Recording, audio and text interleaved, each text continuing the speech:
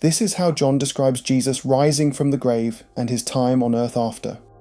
John says that only Mary Magdalene came early in the morning to Jesus' grave. Then she tells 2 disciples that Jesus has been taken.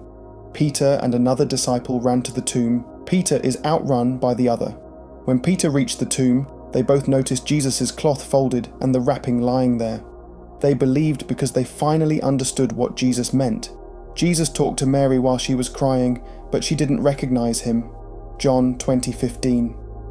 "Dear woman, why are you crying?" Jesus asked her. "Who are you looking for?" She thought he was the gardener. "Sir," she said, "if you have taken him away, tell me where you have put him, and I will go and get him." Verse 16. "Mary," Jesus said. She turned to him and cried out, "Rabboni," which is Hebrew for teacher. Verse 17. "Don't cling to me," Jesus said, "for I haven't yet ascended to the Father, but go find my brothers and tell them, I am ascending to my Father and your Father, to my God and your God." So Mary Magdalene gave the disciples his message. The evening of that day, verse 19, the disciples were meeting behind locked doors because they were afraid of the Jewish leaders. Suddenly, Jesus was standing there among them. "Peace be with you," he said.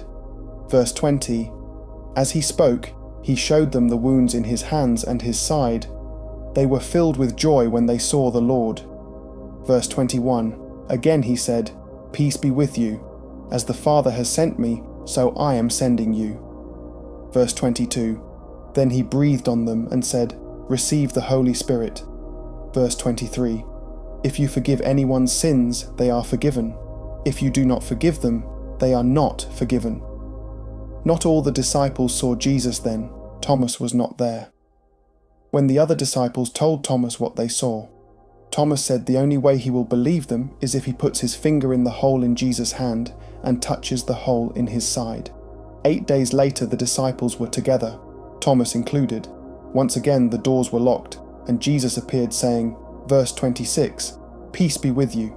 Verse 27, then he said to Thomas, "Put your finger here and look at my hands. Put your hand into the wound in my side. Don't be faithless any longer. Believe." Thomas exclaimed, "My Lord and my God." Verse 29, then Jesus told him, "You believe because you have seen me. Blessed are those who believe without seeing me." John says that the disciples see Jesus do many more miracles after this, verse 31.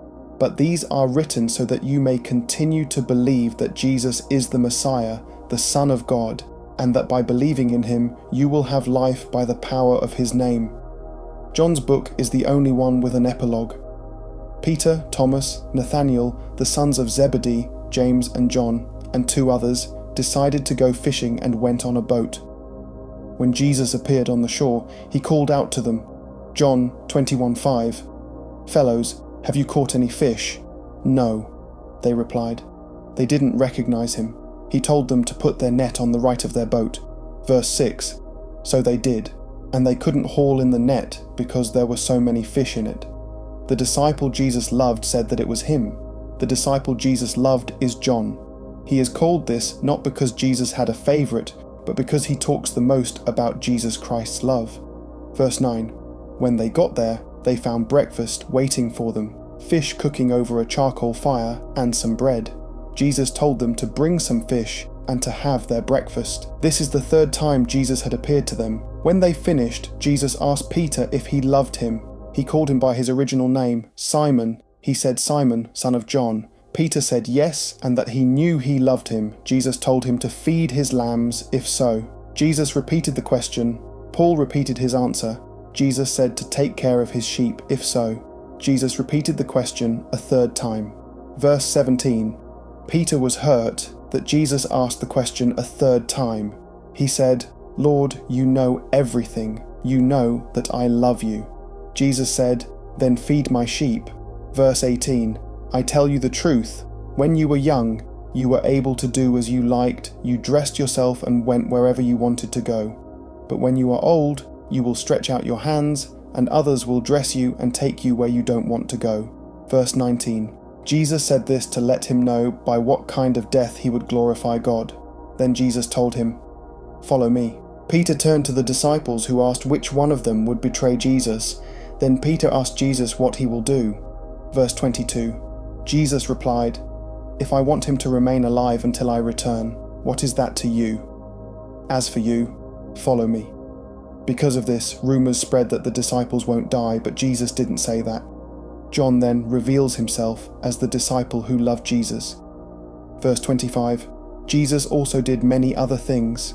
If they were all written down, I suppose the whole world could not contain the books that would be written.